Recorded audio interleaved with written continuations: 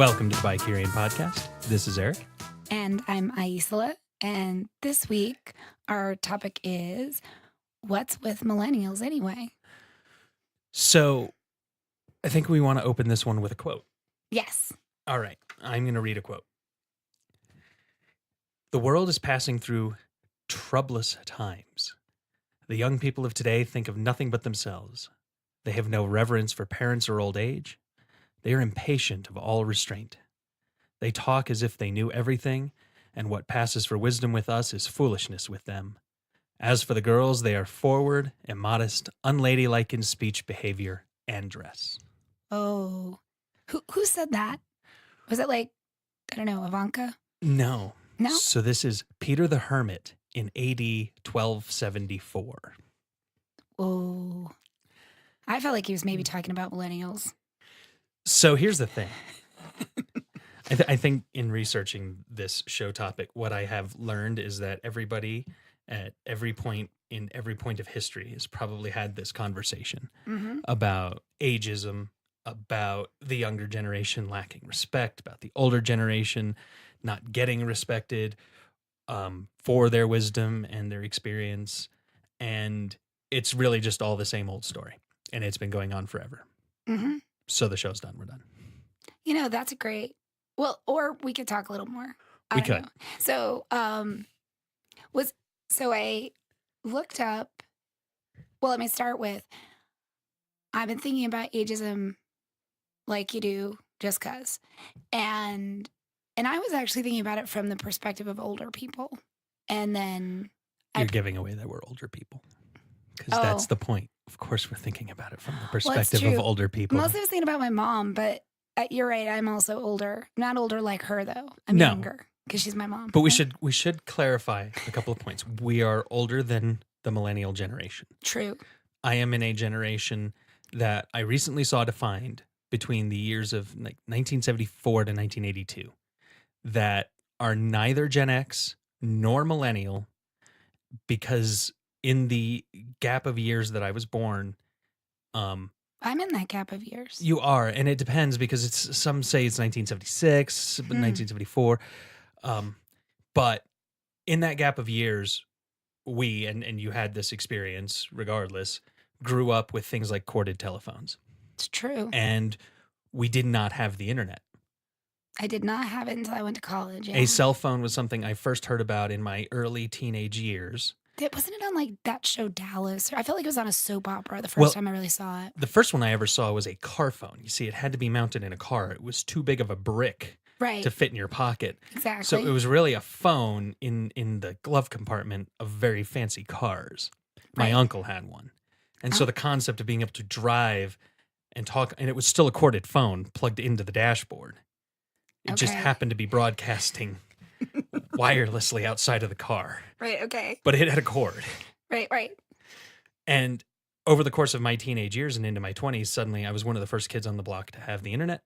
Mm-hmm. I remember when, as a very young adult, but living out on my own, I made the conscious decision to no longer have a landline and switch over to only being on a cell phone, which seemed like a huge step. I mean, how would people, get a hold of me consistently? Oh, wait, I'll actually have a phone in my pocket. It was a new concept. Well, and to be fair, does anyone really use their phone as a phone anymore? Right. So, but texting, like, that was a new concept to me. So the point there is that I find myself in this weird mix because people talk about millennials and I'm very aware of the experience they've had. They haven't known anything in some cases other than cell phones and internet and all of that. And then I obviously have friends that are slightly older than me that are full-on Gen Xers and did not maybe get a cell phone until their late 20s. Right. And that definitely shapes how you perceive the world and the way that things are presented, or even just what you think of automatically about how information works. Right. Like, I remember I used to have to ask my uncle things, and now I ask Google things. Right, exactly. And there are people who don't have that. So I just wanted to clarify for our listeners our perspective, because to represent ourselves as talking about millennials, if we were millennials or not, does matter. Okay, I think that's a good point. That's fair. Transparency, I'm all about it. Um, so yeah, so I was thinking about it from this perspective of age, like ageism, and some of that is because ageism. I mean, the actual definition of ageism is very broad. It's prejudice or discrimination on the basis, and I would say, or the perception of a person's age. It's very simple, right? However, legally, in the Employment Act from the federal government, age discrimination is only for people who are age 40 and older. So if you're under 40, technically, you are not, age discrimination is not something that you're protected from. You can be protected from other types of discrimination, however, not age discrimination. Interesting. So ageism only goes towards people who are older. Yes. So and for me, that was a really interesting distinction. Actually, something that I learned a few years ago when someone that was close to me who was young was discriminated against because of their age, and being the civil rights, social justice person that I am, I called the Civil Rights Commission about how to report this, and they said, "Oh, well, it's only legal if they're older." I didn't recall the age, so I had to look it up for this show. And that kind of shocked me because I'd always thought that not being able to discriminate against someone based on their age or perception of their age would mean what the actual definition is. It's actually kind of blowing my mind. I hadn't even really thought that ageism was limited only to people in an older age bracket. That's legally, it is only limited to people who are older. So wow. Yeah, and it was shocking to me that that would be the case, because anybody who has experience recognizes that age discrimination is something that occurs to a variety of people for a variety of reasons, and it is not just because they are older. I mean, I've been in the workplace long enough to know that I have seen several times when a candidate was picked because they seemed to have more experience, i.e., they're older and had more work experience and stuff. And I mean, I guess I always assumed that was just, we're not going to talk about the fact that he was younger and that's why we didn't hire him, you know? But apparently we could actually have just said, no, you're 22. We don't want to hire you because you're 22, and been totally clear. Yeah, legally that would be fine. Never knew that. So, I never knew that. Oh boy, interviews at your work are going to go differently. Well, and you know, it's funny because I work in the tech industry, and I think this is, you know, you want a dose of the millennial idea going on right now. The tech industry is an industry that didn't exist in its current form until the late 90s. And it's considered to be very dominated by millennials. It is, I mean, it was started by people when they were 18. And yes, there was tech going on in the 80s and stuff, and Apple computers and HP and all of that. But the modern version where the term startup had meaning, and, you know, an 18-year-old kid with an idea could just go and make any kind of, you know, crazy thing happen. And that's what the tech industry became in the late 90s. And so, you know, to this day, I think you can look at companies like Google and all of that and look at the people that they're hiring, and they're trying to hire these young kids with brilliant ideas. And that's how they were founded, and that's what they've been based on, and that's how they've operated. So me, myself, working in the tech industry, first of all, I switched to the tech industry only a few years ago in my mid 30s. After working in a lot of other industries for years. I see really smart older people, really smart younger people coming and going, but there is definitely a young, hip vibe to it. And so I made the joke about telling a 22-year-old they were too young to get hired, but in the industry that I work in, we would be much more likely to hire the younger kid because of their motivation and potential ideas and ideals and all of that. Well, and one of the things that I think is really interesting, my daughter was in school for computer science, and she said that they've been doing this thing called badging. And badging is when you can go somewhere and you can like take a little test to show that you've learned something. And a lot of companies are valuing things like I learned it on YouTube over certification processes because and it's because the tech industry is changing so much. I go get a degree in computer science and they teach a class. Now, it takes at least a semester to put a class together, probably more than that. So I learned 4 years ago some basic programming thing, which is probably by the time I graduate, somewhere between 5 and 7 years old. Yeah. Pretty much outdated. And it is significant. Most people, so there's coding boot camps now. Yeah. And they're the preferred hiring ground for Google and a lot of other big companies because they accelerate several years worth of learning into an extreme amount of learning over the course of like 2 months. And it shows that the person is self-motivated and can work autonomously and has the possibility of innovation. Like these are all the skills they're looking for. And the older generation, obviously, they're about certifications and they're about graduation and degrees. And these things are also valuable. However, in the tech world, they are actually counterproductive in terms of how quickly things move and exactly the kind of brain they're looking for. So I feel like some of what we went into in terms of the millennial, I'm going to call it prejudice, that we have is they are more suited to this particular environment because they were raised more comfortable with all of this. Yeah. And so, yeah. So, and you brought it up, and I think it kind of brings up the next point because you just used it, millennial prejudice. You were talking about it and being prejudiced against that. We can look at, the tech industry and it's not, but other industries are. But I think culturally is where we're really seeing this, not necessarily in the job sector. Yes, certainly there are more opportunities for a 22-year-old to be the boss over a 50-year-old. But realistically, those don't seem to cause the ire that just you see on one of our favorite subjects, Facebook. Yeah, no, it's really true.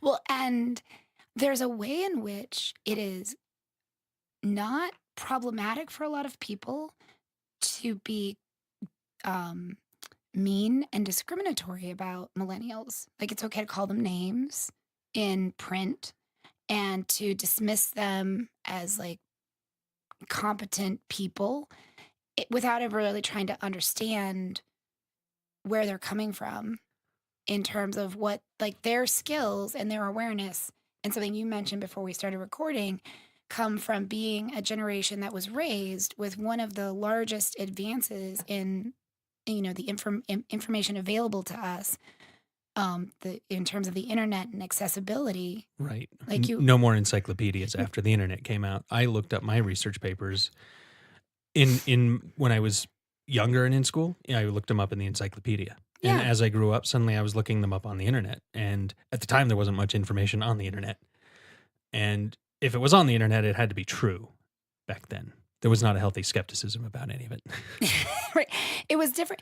Right. My family invested in an encyclopedia and we had that available. And I spent time at the library when I wanted to find something. And now, while I still do that type of looking, I look at actual books. I also do a lot of research using my internet. And some of it's also social. I don't have to call people as much. I get on Facebook, which is one of the things that really floored me, right? Like I was telling you, I put up on my page, like I'll put up on my Facebook page questions about stuff that we want to do for the show. Yes. And, we've done guns, we've done sex work, we've done transgender rights and the binary and gender bias. And all of those topics, totally civil conversations, got a lot of great information, a lot of input. I put up age. The question I put up was, so age and ageism, tell me your thoughts and experiences.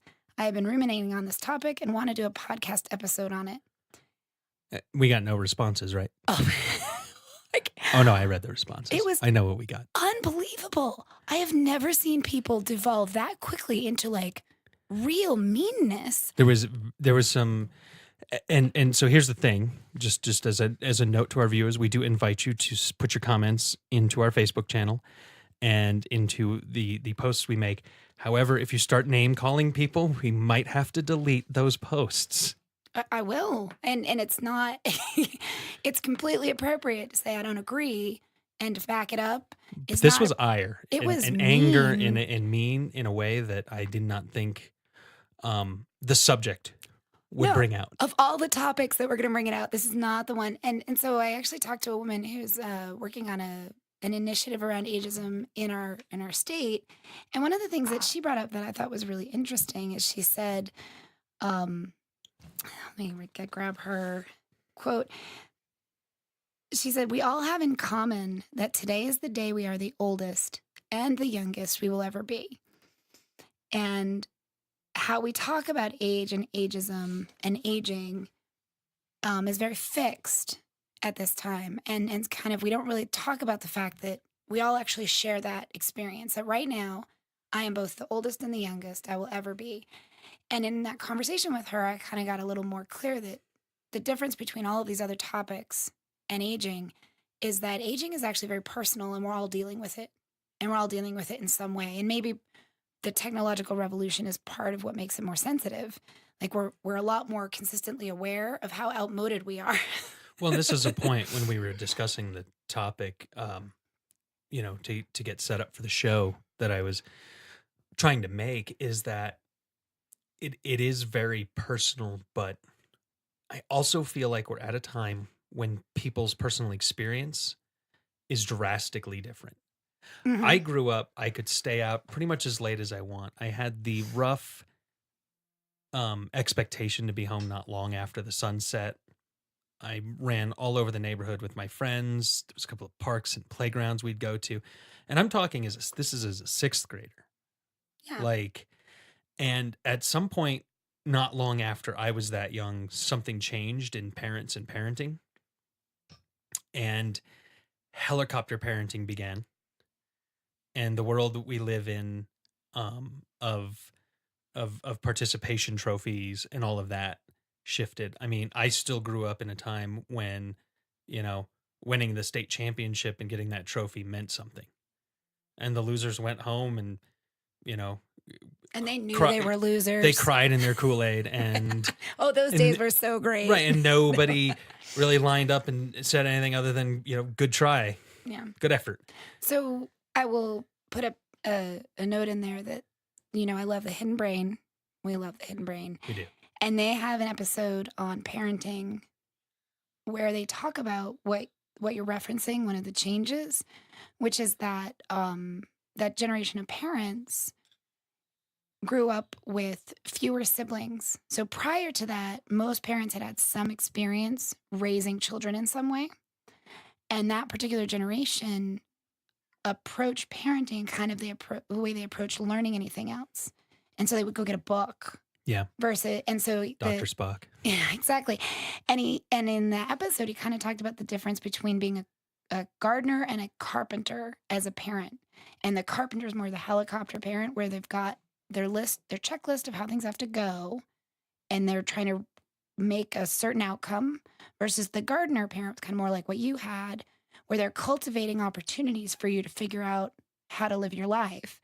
And each of those has some benefit. However, the downside of the sort of the carpenter approach is that there's this very intense oversight that doesn't allow for a lot of room for self-discovery, and the ways that has impacted this generation and how they engage is it's very interesting. So I recommend that episode for more on what you're talking about. But it does bring up, a lack of shared experience. And we're not just talking about, back in my day, such and such was this way or whatever. We're talking about drastically different from people that are 10 to 15 years younger than me, and just entering adulthood. They had a drastically different childhood and a drastically different experience. And that is where I think this separation is happening now. And you know what? I read that quote at the beginning. And so we can say, This has been going on forever. It's not new. But something about this, at least to me, feels significant because I feel like this technological revolution that we're going through right now is going to be on par with the Industrial Revolution, with, you brought it up earlier, the printing press. This is a massive shift in thinking, and we just happen to be a couple of different generations living through it. Yeah, I mean, we're bridging that span. I think, when you brought up the Industrial Revolution, I really see that, and for me, that the information part of it is one of the biggest, like, and that was a huge step with the printing press. The decrease in what was involved in terms of labor to get information out really changed how information was perceived. And a little bit what you were saying about the internet, ironically, is similar to books. Like, it used to be that someone wrote something, there was a lot of investment in it. So whereas now, once the printing press happened, it was kind of like whatever. And now we've got this digital age where it's Where, even less I mean, investment. everybody gets to have an opinion. Everyone gets to. Twitter is Mhm. where you can read famous people's opinions, but you can also read your neighbor's opinion. Well, then we get to put our opinions out there. Anybody can do it. And yeah, as we record a podcast, another technological revolution, Mhm. thing that didn't exist before. We're on the radio, just in a private, instantly accessible, on-demand sort of way. Well, and one of the things that I thought was really interesting was there are a bunch of really interesting articles on like age and how different generations kind of engage with each other. And this one was talking about psychological developments, and it said, Gen Xers are in the 7th stage of adulthood, which involves the conflict between generativity and stagnation. During this stage, adults are face to face with the challenge between giving back to younger generations in meaningful ways or becoming complacent with their shrinking influence. And then they also talk about envy. This Melanie Klein believes envy is the feeling of anger you have when you see someone with something desirable.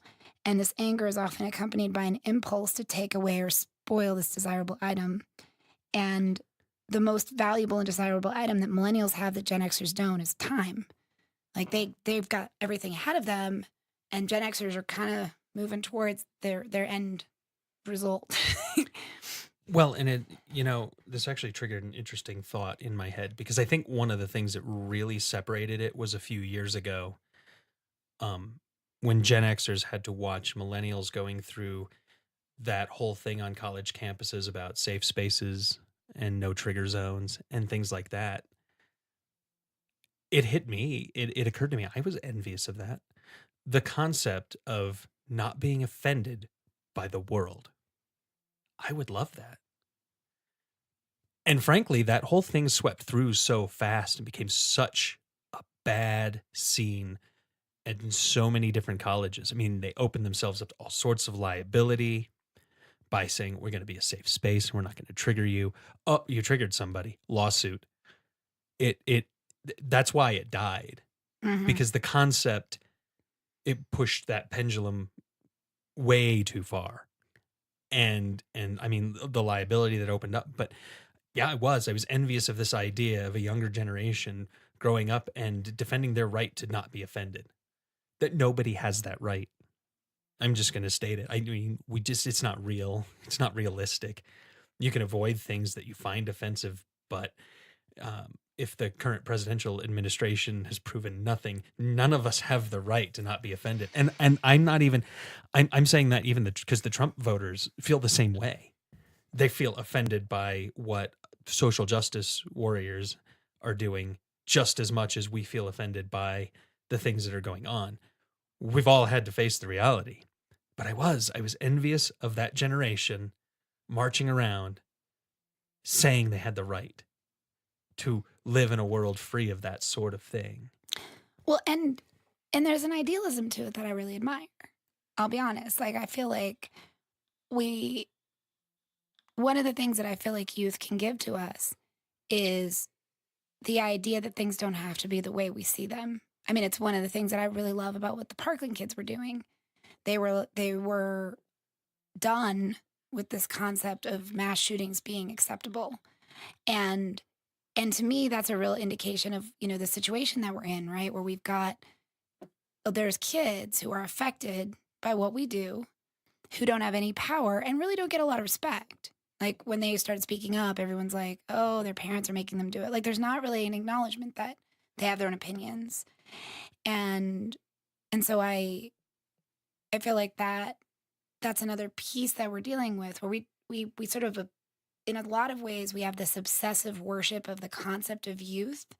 However, we don't necessarily treat young people like they're actually people. It's true. But there's a cutoff. I mean, these are high school kids doing that. And I think a lot of people's first reaction is, oh, where are their parents? Well, How are yeah. they marching on the state capitol? Their parents drive them there? Right. But then past 18, now they're making their own decisions. And whether it's safe spaces on their college campus or, a job world that conforms to what their expectations are, or all of these other things, at least past that point of 18, now you're looking at them like, well, you are an adult technically. So, you have the right to think these things. But now you can actually start talking to them and thinking about it more in a way of, well, okay, but you have to start taking some responsibility. That's the real issue here is the kids like at Parkland are saying, we need you adults to take responsibility for this. But at the 18 age and with the millennial generation as it's coming up and more of them are turning 18 and getting into the workforce, and even some of them are hitting 30 now, like that's a thing. Yeah, it's kind of, I mean, generation thing is kind of interesting. So I want to share this article I found, or research paper, Kids These Days, an analysis of the rhetoric against youth across 5 generations. This was written in 2013. And do you want to read the little things, or should I read those? I can read them. Okay. So we've got a quote from the Milwaukee Sentinel. They are frightful, terrible, horrible, and have no manners. Yep. Which is from 1927. Yep. Next quote. What is wrong with America's young people? They expect the world to be brought to them on a silver platter? Also from the Milwaukee Sentinel. In 1941. Mm-hmm. So, I mean, these first 2 quotes do bring up that none of this is new. Right. Well, and then there's one more from the Milwaukee Sentinel about youth. These selfish young adults insist they are entitled to a good job, all the money they want, and the gratification of their every wish. They act as if the world owes them. A little bit more recent. That one's from 1990. Yep. So, look, I get it. What we feel, the generation gap right now, it's not new. But I think frankly, we're in a world where everybody's opinions on it can be broadcast. So we just see it more. I think that's a good point. More. There's a lot more opportunity for people to... Without Facebook, we would have had nobody expressing their extreme anger over this subject. It was crazy. Still, like, wow. But, maybe this is all indicative of the world that we live in with the technological revolution, that every little issue can be as big as you want it to be because you can go read all sorts of opinions on it online anytime. I was actually reading a psychology professor talking about how there's this way in which the cost of expressing outrage is so much lower on the internet that people will express it when they don't feel it in the same way. Like in person, I might be a lot more hesitant to express it because of the potential cost and risk. Whereas online, it's like I type something. Oh yeah, I mean your screen can't yell at you back. So there's that's where the troll culture has come from now. Yeah, it's people a lower risk. like to incite reactions on the internet because there's not any kind of repercussion from it other than watching the show and eating popcorn. Yeah. So I mean, this whole thing is kind of interesting, but I think the key here is that it's going to be down to every generation's experience I think it's normal for an older generation to feel that a younger generation lacks respect. And if I've learned one lesson in my age and wisdom, it is this. You cannot tell somebody younger than you or with less experience your experience and have it mean anything to them until they have that experience themselves. Yeah. So I guess we'll have to keep debating this one for a while. Yeah, I think there's definitely more to look into. I want to look a little bit more into the topic I started with, which is like dealing with ageism for older people. It's just that this is what actually came up in terms of people really having strong feelings and really strong anti-millennial reactions. I see it a lot. And it just feels wrong to me that, we would dismiss a whole generation of people, partially because of what you said, that they grew up with such a different environment. Like, we could be learning from them. We can, and we are in some ways, and we accept it. Like, tech has benefited from their creativity and idealism, but other things have not. And there's going to be pros and cons to the interactions that we have. But yeah, they definitely elicit some strong responses, that's for sure.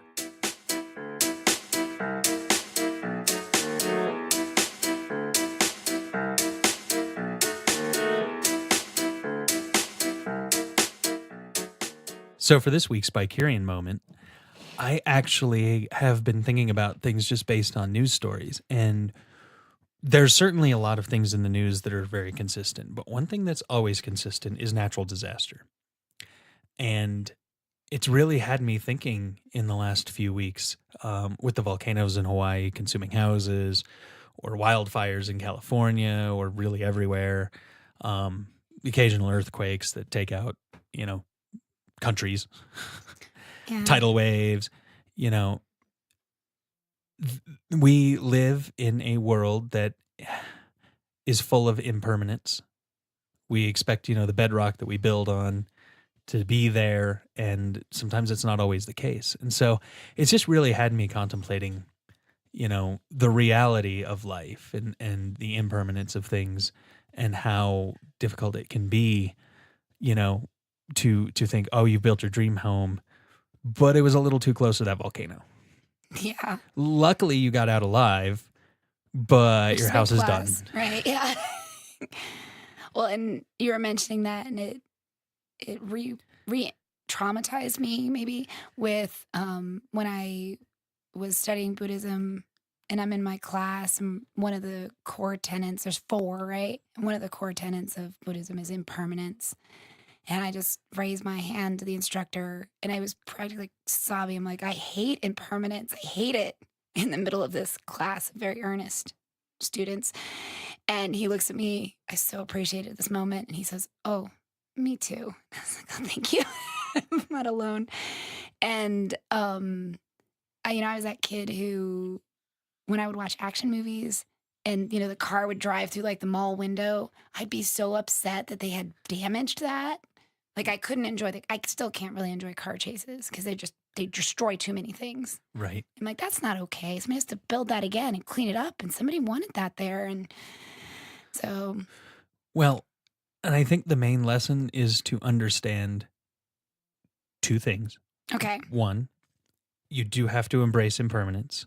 You don't have a choice. You don't have a choice. Volcanoes are there. It's a thing. And 2, pay attention to where you build your house.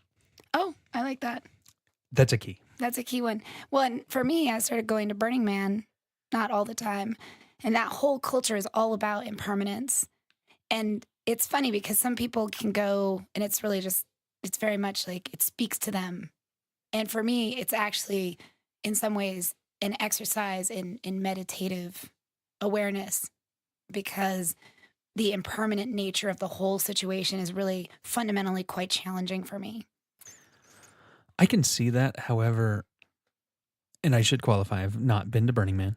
Yet. And I am looking forward to going to it. And I have been for probably the last 14 years that I've contemplated it versus other things that I've done on that weekend. So to me, it feels very permanent. It's always been there. And I finally might actually attend it. Oh, that's a good point. Well, Thank you for listening this week. Mm-hmm. And wait, you want to read the outro this week? You've got the outro this week. Oh, okay, got it. Thanks for listening. If you have ideas, feedback, thoughts, please find us on social media by Carrying on Facebook, Twitter, and Instagram, or give us a call at 720-507-7309. It's a message line. Probably won't talk to us, so don't worry about that. Or email podcast@bycurian.com. And thank you all for listening. Yep, thank you.